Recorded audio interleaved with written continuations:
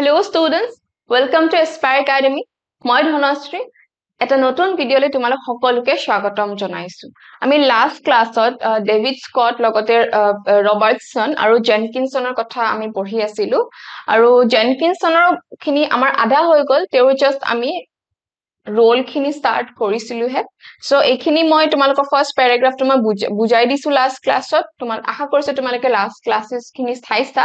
So তাত আমি already বহুত খিনি ডিসকাস কৰিলো চ্যাপ্টাৰ 2 কি আছে সো আজি আমি তেওঁৰ সময়ত জেনকিনছৰ সময়ত কি ৰিফৰ্মস হৈছিল ৰেভিনিউ ৰিফৰ্মস আৰু বাকি যিমানখিনি ইয়াৰে টপিকস আছে এইখিনি কভাৰ কৰিবলৈ ট্ৰাই কৰিম ঠিক আছে সো ইয়েস ৰেভিনিউ ৰিফৰ্মসৰ যদি আমি কথা কওঁ সো ক্যাপ্টেন জেনকিনছে সেই সময়ত অসমৰ কাৰণে progress বিচাৰিছিলে ঠিক আছে আমি যদি ৰেভিনিউ ৰিফৰ্মসৰ কথা কওঁ যে ৰাজহ ব্যৱস্থাতনো তেও কি চেঞ্জেস আনিছিলে আমি হেবাৰ মানে সেই বস্তুখিনি আমি এটা চাব লাগিব সো প্ৰথম অৱস্থাত Jenkins strengthened the treasury of the government by reforming land settlement আৰু collection of revenue যে ইয়াতে জেনকিনছে প্ৰথমে কি কৰিছে তেওঁলোকৰ ট্ৰেজাৰি যেটো ৰাজকোষ যেটো হেতু ষ্ট্ৰং কৰিবৰ কাৰণে yes land settlements ঠিক আছে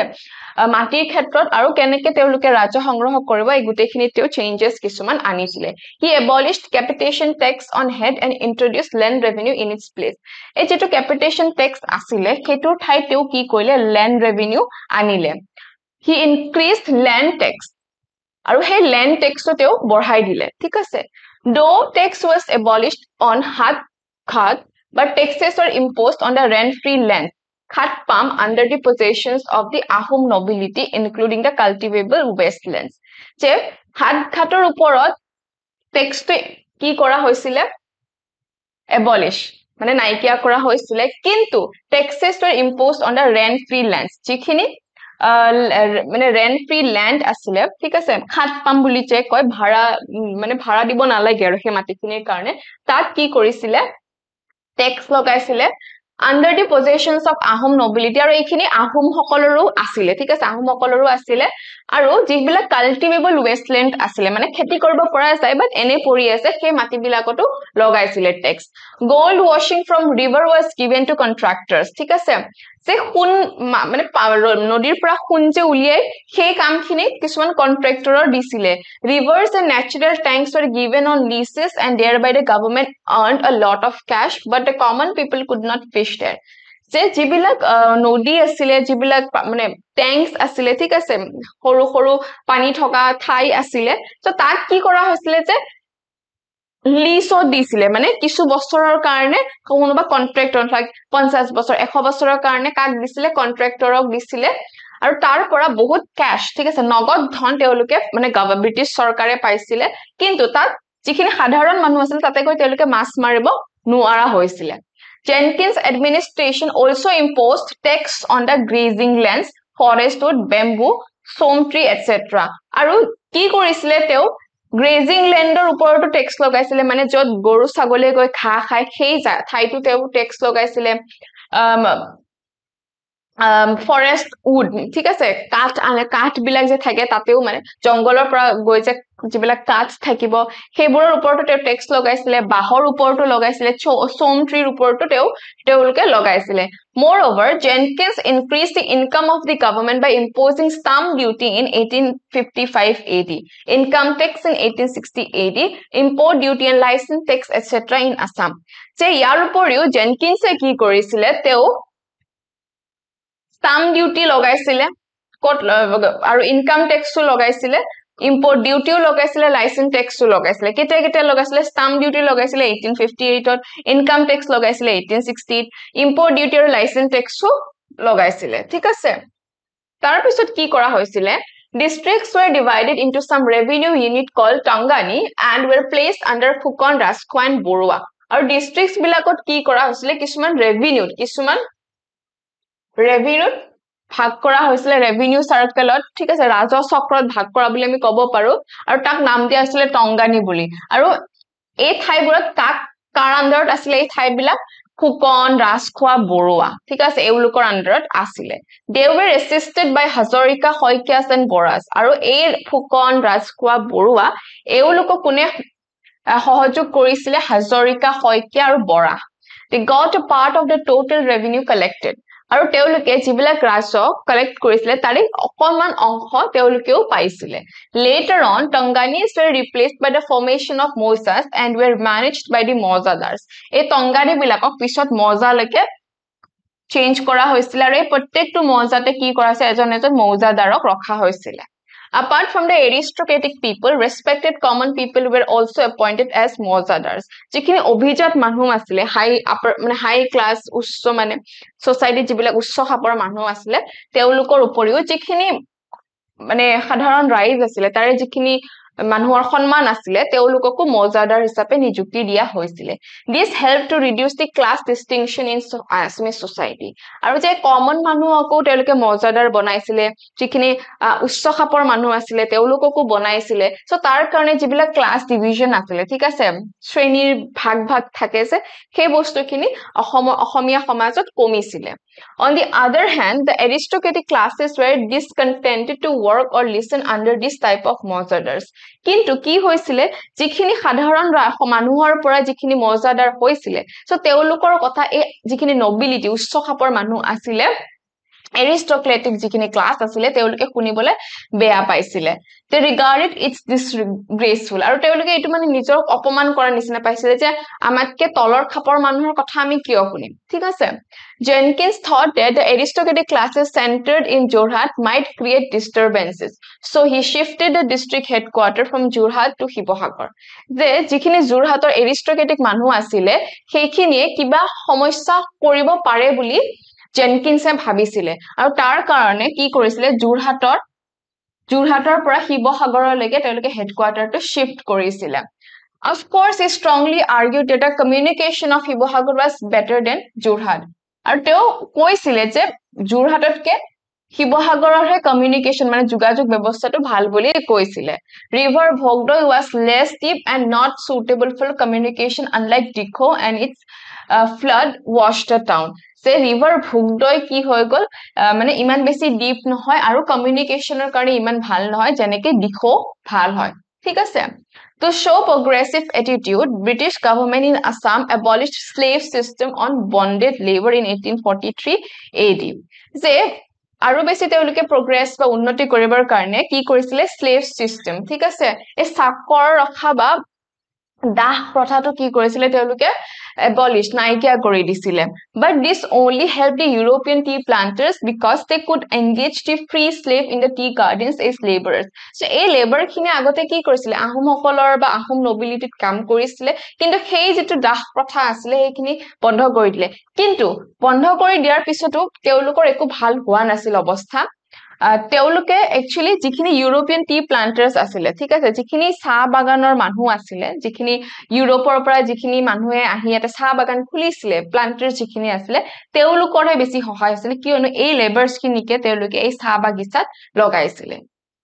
Jenkins annexed the kingdom of Purandar, Matak, Kachari kingdoms etc. to the British Empire on the ground of non-payment of taxes to the British empires. So Jenkins কি কৰিছিলে Jenkins এই Purandar সিংহৰ kingdom মানে আহোম kingdomৰ কথা কৈছে এটা Matak kingdom, Kachari kingdom এই গুটেইখিনি annex মানে নিজৰ অধীনলৈ লৈ গৈছিলে আৰু কৈছিলে যে এওঁলোকে ৰজা সকলে ট্যাক্স দিব পৰা নাই কৰ দিব পৰা নাই আৰু হেতুৰ কাৰণে কি কৰিছিল ব্ৰিটিছে নিজৰ অধীনলৈকে এই ঠাইখিনি লৈ লৈছে Increased taxes imposition of new taxes made all classes of people enraged with the British ঠিক আছে যে ইমান বেছি ট্যাক্স হৈছে সবতে ট্যাক্স মানে অসমৰ উন্নতি হোৱাটো বিচাৰিছে কিন্তু অসমৰ উন্নতি হোৱাৰ যেটো প্ৰচেষ্টা আছিল হেতুত কাৰ বেছি লাভ হৈছে ব্ৰিটিছ সকলৰ লাভ হৈছে তেওঁলোকে ইমান বেছি ট্যাক্স লগাইছে ইয়াতে আৰু সেই ট্যাক্সৰ পৰা পোৱা টকা তেওঁলোকে নিজৰ দেশলৈ লৈ গৈছে আৰু তেওঁলোকৰ তাতে বেছি হেল্পফুল হৈছে আমাৰ অসমৰ যিখিনি মানুহ আছিল তেওঁলোকে ইমান বেছি ট্যাক্স দিব লগিয়া হৈছিল তাৰ কাৰণে তেওঁলোকৰ কি হৈছিল তেওঁলোকে লাহে লাহে ব্ৰিটিছৰ প্ৰতি তেওঁলোকৰ এটা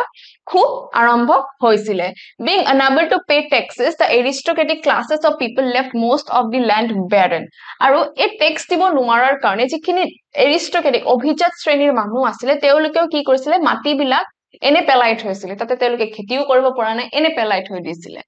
their lives become deplorable মানে জীৱনটো বহুত বেছি বেয়া হৈ গৈছিল ঠিক আছে চলিব নোৱাৰা অৱস্থা হৈ গৈছিল the worst sufferer were the common people and the peasants আটাইতকৈ বেছি সমস্যা কাৰ হৈছিল যিখিনি সাধাৰণ মানুহ আছিল সো সাধাৰণ মানুহে সদায় তুমি যদি ইতিহাস পঢ়া যিকোনো যুদ্ধ হওক বা দিস মানে যিকোনো ক্ষেত্ৰতে যত পৰিস্থিতি বেয়া হয় সো তাত আটাইতকৈ বেছি কোনে সাফাৰ কৰে কমন ম্যান ঠিক আছে সাধাৰণ মানুহে তাত বেছি সাফাৰ কৰে সো আটাইতকৈ বেছি সাফাৰ কৰিছিল ইয়াতে যিখিনি সাধাৰণ মানুহ আছিল আৰু লগতে যিখিনি পিজেন্টস কৃষি মানে কৃষকসকল সো তেওঁলোকেও কি হৈছিল বহুত বেছি সাফাৰ কৰিছিল Jenkins banned opium cultivation in Assam but opium in other way could be purchased from government owned store যে যিখিনি ওপিয়াম কাল্টিভেশন আছিল ঠিক আছে কানিৰ খেতি জেনকিন্সে বন্ধ কৰিছিল কিন্তু এই কানি কি কৰিছিল কানি কৰ পৰা কিনিব পৰা গৈছিল যে ব্ৰিটিছ সকলে যিবিলাক দোকান আছিল তেওঁলোকৰ যিবিলাক দোকান আছিল কিন্তু সেই দোকানত তেওঁলোকে কানি কি কৰিছিল সেল মানে বিক্ৰী কৰি আছিল কিন্তু কানিৰ যেটো কাল্টিভেশন মানে খেতি যেটো আছিল হেতু কিন্তু বন্ধ কৰিছিল কিন্তু তেওঁলোকে নিজৰ দোকানৰ পৰা কানি বিক্ৰী কৰি আছিল যে আকৌ আৰু বেছি আমাৰ হাতত পইচা আহক by this ban on opium Jenkins increased revenue in reality and compelled the cultivators to work in the tea gardens আৰু এই যে opium cultivation শেষ কৰাৰ কাৰণে যিখিনি মানে মানুহ আছিল খেতি কৰা মানুহ আছিল কানি তেওঁলোকক কি কৰিছিল তেওঁলোকে tea gardenত কাম কৰিবলগীয়া হৈছিল Moreover, the opium eaters could not live without opium. আৰু যিসকলে কানি খায় ঠিক আছে কানি খোৱাৰ কাৰণে মানে কানি কি এটা নিচাযুক্ত খাদ্য মানে নিচাযুক্ত এটা দ্ৰব্য হয় ঠিক আছে সো হেতু যিসকলে খায় তো খাই থাকিবই লাগে ঠিক আছে তেওঁলোক আসক্ত হৈ গৈছে এডিকশন হৈ গৈছে তেওঁলোকৰ গতিকে যিসকলে ওপিয়াম খায় বা কানি খায় তেওঁলোকে কানি খাবয়ে নুখুৱাকে থাকিবই নোৱাৰে they were compelled from government stores ঠিক আছে আৰু তেওঁলোকে সেই কাৰণে এই যে সৰকাৰি দোকান বিলাক মানে ব্ৰিটিছৰে দোকান আছিল সেই দোকানত গৈ তেওঁলোকে কিনি কানি খাইছিল আৰু এই দোকানত গৈ কিনি যে কানি খালে পইচা কোনে পালে ব্ৰিটিছসকলে পালে ঠিক আছে This drug was consumed in a large scale in Assam. Earlier, it was not open to all. আৰু এই যেটো ড্ৰাগ হয় ঠিক আছে এই ড্ৰাগটো কি হয় একচুয়ালি বহুত মানে অসমত সেই সময়ত বহুত মানুহে খাবলৈ ধৰিছিল আগতে কিন্তু সকলোৰে কাৰণে নাছিল opium addiction ruined Assamese people both physically and mentally আৰু মানসিকভাৱে শাৰীৰিকভাৱে এই opium খোৱাই কানি খোৱাৰ কাৰণে মানুহবিলাক বেয়া হৈ গৈছিল তেওঁলোকৰ স্বাস্থ্য বেয়া হৈছিল তেওঁলোক মানসিকভাৱেও দুৰ্বল হৈ গৈছিল agriculture economy in Assam deteriorated rapidly আৰু যেটো আমাৰ অসমৰ কৃষি মানে কৃষি খণ্ড আছিল হেতু বহুত বেছি বেয়া হবলৈ ধৰিছিল money lending system started in Assam আৰু তাৰ কাৰণে কি হৈছিল যে মানে এগ্ৰিকালচাৰ ইকোনমি বেয়া সো মানি লেন্ডিং পইচা ধাৰলে দিয়া যেটো ব্যৱস্থা আছিল হেতু কি হৈ গল আৰম্ভ হৈ গল a class of interest exploiter mahajan rose in Assam আৰু ইয়াৰ পৰা কি হৈছে মহাজন বিলাকৰ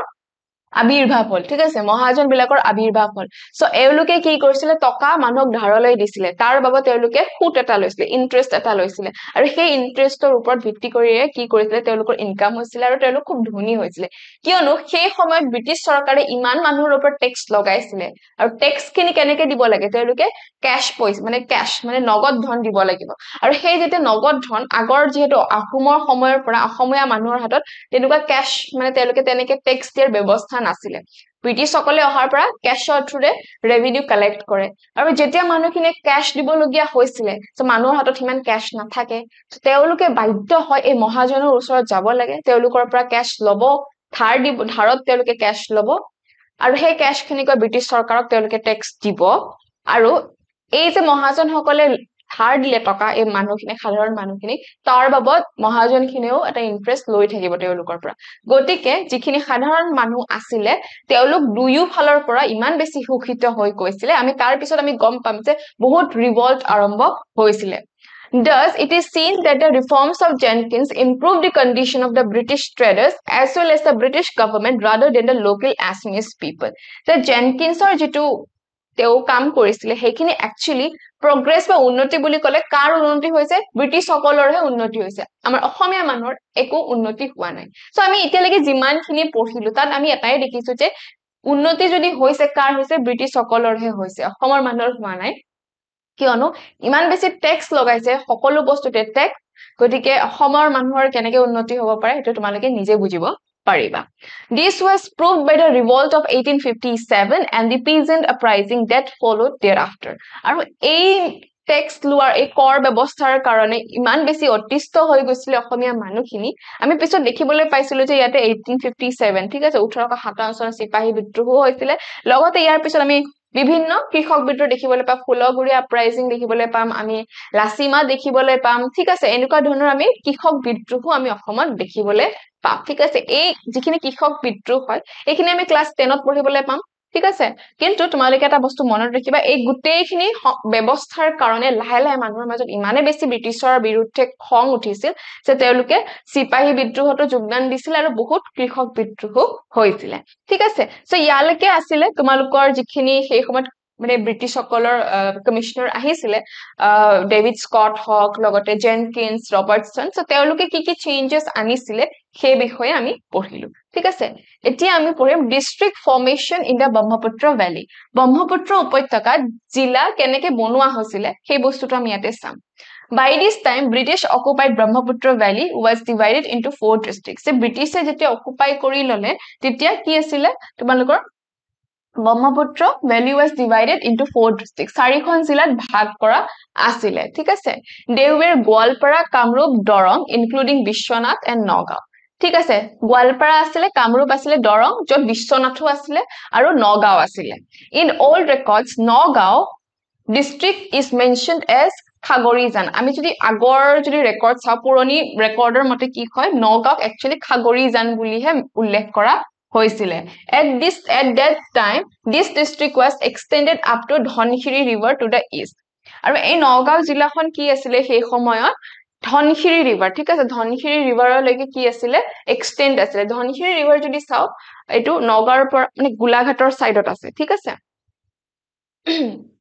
সো তালৈকে আগতে কি আছিল নগাঁও জিলাখন আছিল সেই সময়ত ইমান বেছি জিলা নাছিল বহুত কম আছিল ঠিক আছে চাৰিখন মানে আছিল Nagaon was headquarter of Khagarijan আৰু খাগৰিজানৰ হেডকোয়াৰ্টাৰ মানে সদৰহে আছিল নগাঁও ঠিক আছে in 1834 AD this headquarter was shifted to Rangagarh ঠিক আছে আৰু এই যে নগাঁও ক্যাপিটাল মানে সৰি হেডকোয়াৰ্টাৰ যে আছিল খাগৰিজানৰ এইটো কি কৰা হৈছিল 1834 চনত ৰঙাগড়লৈকে শিফট কৰা হৈছিল পিছত আকৌ কি কৰা হৈছিল পুৰণি গুদাম was made headquarter ৰঙাগড়ৰ পিছত পুৰণি গুদামক সদৰ বুলি ঘোষণা কৰা হৈছিল after some days again Nagaon town was declared headquarter আকৌ পিছত খাগৰিজানৰ হেডকোয়াৰ্টাৰ বুলি নগাঁওকে ডিক্লেয়াৰ কৰা হৈছিল ঠিক আছে river Mana to the west and river Bornoli to the eastern boundary district Kamrup was continued comprising both banks of the Brahmaputra and Guwahati was made the headquarter of Kamrup so আমি যদি westৰ ফালে ঠিক আছে so অসমৰ মেপখন আমি ইয়াতে সৰুকে আঁকিছো ঠিক আছে so west বুলি ক'লে এইটো সাইড ডেফিনেটলি west এটো east so ইফালৰ যদি আমি চাও ইফালে কি আছিল river Mana আৰু এফালে আমি যদি ইষ্টাৰ্ণ বাউন্ডাৰী ফালে চাও ইফালে কৰবাত আছে বৰনদী ঠিক আছে ইয়াৰে মাজত কি আছিল district Kamrup was constituted both the banks of the Brahmaputra ঠিক আছে তো Brahmaputra both the banks মানে নৰ্থ বেংক সাউথ বেংক মিলি কি আছিল কামৰূপ আছিল আৰু গুৱাহাটী কি আছিল হেডকোয়াৰ্টাৰ আছিল ঠিক আছে earlier the western territory under the kingdom of Dorong was newly declared as Dorong district so আগতে Dorong মানে kingdom of Dorong ঠিক আছে কেটো কি কৰা হৈছে পিছত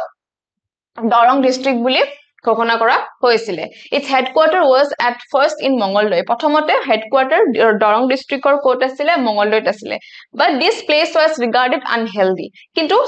ইমান বেছি ভাল নহয় অস্বাস্থ্যকৰ বুলি মঙ্গলদৈত কোৱা হৈছিল কাৰণ কি হৈছিল often it was flooded মানে বানপানী হৈ থাকে so in 1836 the headquarter was shifted from Mongoldoy to Tezpur সেই কাৰণে 1836 চনত হেডকোয়াৰ্টাৰ টু কি কৰা হৈছিল মঙ্গলদৈৰ পৰা তেজপুৰলৈকে শিফট কৰা হৈছিল তাৰ পিছত আমি কি পঢ়িম ইয়াতে Goalpara including the Garo hills was administered from Rangpur ঠিক আছে গোৱালপাৰাৰ লগত আগতে গাৰো হিল আছিল সো গাৰো যদি আমি চাও এটা গাৰো হিল কোড আছে আমি যদি এটা চাও গাৰো হিল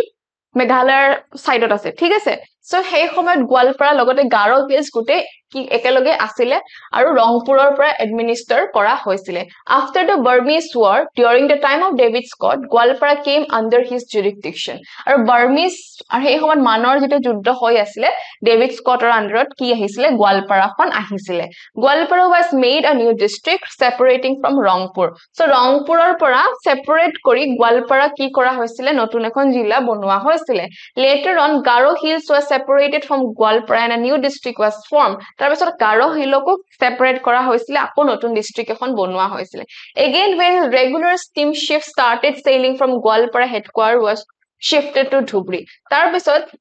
steamship কৰ পৰা আৰম্ভ হৈছিলে আগতে Gwalpara headquarters পৰা আৰু যেটো শিফট কলৈকে কৰা হৈছিলে ধুবুৰীলৈকে শিফট কৰা হৈছিলে Dhubri was the last port at that time আৰু সেই সময়তে last port মানে port মানে যত জাহাজ বিলাক আহি ৰয় নাও বিলাক যত আহি ৰয় সো এটো port বুলি কোৱা হয় সো ধুবুৰী কি আছিল সেই সময়ত আটকে লাষ্ট শেষৰটো কি আছিল port আছিল ঠিক আছে তাৰ পিছত কি হৈ গল after occupation of Kachar British made it a district so Kachar যেটা ব্ৰিটিছে অকুপাই কৰি ললে তাৰ পিছত কি কৰিলে কাছাৰক এখন জিলা হিচাপে ডিক্লেয়াৰ কৰিলে Silchar was the headquarters so কাছাৰৰ কি কৰিলে হেডকোয়াৰ্টাৰ কি বনালে Silchar ঠিক আছে In 1836 Kachar was brought under Dhaka division and the district officer in charge was called deputy commissioner 1836 চনত কি কৰিলে কাছাৰক ঢাকা ডিভিজনৰ আন্ডাৰত আনিলে আৰু district officer in charge was called আৰু যিজন গুটে জিলাৰ কামৰ কাৰণে নিযুক্তি কৰা হৈছিল তেওঁ ডেপুটি কমিশনাৰ বা ডিসি বুলি কোৱা হৈছিল Robertson signed a treaty on behalf of the East India Company with the Ahom king Purandar Singha আৰু কি কৰিছিলে ৰবাৰ্টসনে সেই সময়ত এখন ট্ৰিটি সাইন কৰিছিলে কাৰ behalf of English East India Company with Ahom king Purandar Singha ঠিক আছে Purandar Singhৰ লগত এখন সন্ধি স্বাক্ষৰ কৰা হৈছিল In 1832 Purandar Singha was restored as the Raja of Upper Assam excluding Matsab Kingdom and Hodhia on the conditions that he would pay rupees 50,000 per year as a tribute to the British সে 1832 চনত কি কৰা হৈছিল পুৰন্দৰ সিংহক আকৌ ৰজা বনাইছিল ঠিক আছে উজনি অসমৰ আকৌ ৰজা বনোৱা হৈছিল মটক কিংডম আৰু হদিয়াক বাদ দি বাকি ঠাইখিনিক লগ লাগি কি কৰা হৈছিল পুৰন্দৰ সিংহক আকৌ ৰজা বনোৱা হৈছিল আৰু এটা কন্ডিশন শৰ্ত এটা ৰাখিছিল যে তেওঁ 50,000 কে টকা তেওঁ বছৰেকত কি কৰিব লাগিব ব্ৰিটিছ সকলক দিব লাগিব he could not pay the tax to the British for which Upper Assam was brought directly to the British administration in 1838 আৰু তেওঁ এই যেটো 50,000 কে টকা বছৰে যেটো কৰ দিব লাগিব সেইটো তেওঁ দিবলৈ নোৱাৰিলে আৰু 1838 চনত খুব বেছি ইম্পৰ্টেন্ট 1838 চনত Upper Assam কাৰ আন্ডাৰলৈকে আহিল ব্ৰিটিছৰ আন্ডাৰত বা ব্ৰিটিছৰ অধীনত আহিল His kingdom was transformed into two districts আৰু যেটো আহোম কিংডম আছিল আহোম কিংডমক দুখন জিলাত ভাগ কৰা হৈছিল এখন আছে শিৱসাগৰ আনখন আছে Lakhimpur Jorhat and Lakhimpur were the headquarters of these two districts আৰু Jorhat আৰু লখিমপুৰক কি কৰা হৈছিল এই দুখন ডিস্ট্ৰিক্ট এই দুখন জিলাৰ হেডকোয়াৰ্টাৰস বুলি ঘোষণা কৰা হৈছিল শিৱসাগৰৰ Jorhat লখিমপুৰৰ লখিমপুৰে ৰখা হৈছিল সো ইয়াত এতিয়া আমি কেনেকে ডিস্ট্ৰিক্ট ফৰ্মেশন হল হেডখিনি চালো সো এতিয়া আমি causes of the first series of anti British uprising মানে তো লাহে লাহে মানুহৰ মাজত ব্ৰিটিছৰ বিৰুদ্ধে এটা খং উঠিছিল সো তাৰ ফলত কি হৈছিল ব্ৰিটিছ বিৰোধী কিছুমান আমি ইয়াতে ৰিভল্ট দেখিবলৈ পাইছিল বিদ্ৰোহ দেখিবলৈ পাইছিল গতিকে আমি সেইটো বিষয়ে চাম ঠিক আছে এন্টি ব্ৰিটিছ আপৰাইজিং সময়টো চাবা তোমালোকে খুব বেছি ইম্পৰ্টেন্ট হয় সময়টো হৈছে 1828-30 ঠিক আছে সো ইয়াৰ আগৰ যিখিনি আমি পঢ়িছো এইখিনি আমি 1832 1836 38 পাইছিলো কিন্তু তাৰ আগৰ মানে সেই সময়ছোৱাত ব্ৰিটিছে যেতে অকুপাই কৰিও আছিল বস্তুবিলাক ৰেভিনিউ ট্যাক্স এবিলাক ইম্পোজ কৰিও আছিল সেই সময়ছোৱাটো আমি কি দেখিবলৈ পাইছিলো এই সময়ছোৱাটো কিছুমান সৰু সৰু আপৰাইজিং বা ৰিভল্ট আমি দেখিবলৈ পাইছিলো সেইবোৰ ইমান সাকসেসফুল নহল ব্ৰিটিছে আলটিমেটলি সাকসেসফুল হৈছিল ঠিক আছে আৰু লাষ্টত গৈ 1838 মানে 1838 আপাৰ আসাম কোড গৈছিল ব্ৰিটিছৰ অধীনত গৈছিল ঠিক আছে কিন্তু এই সময়ছোৱাতে ঠিক আছে So 1826 ত কি হৈছিল ইয়ান্দাবু ট্ৰিটি হৈছিল সো তাৰ পিছৰ পৰাই আমি সৰু সৰু কি দেখিবলৈ পাইছিলো সৰু সৰু আমি কি দেখিবলৈ পাইছিলো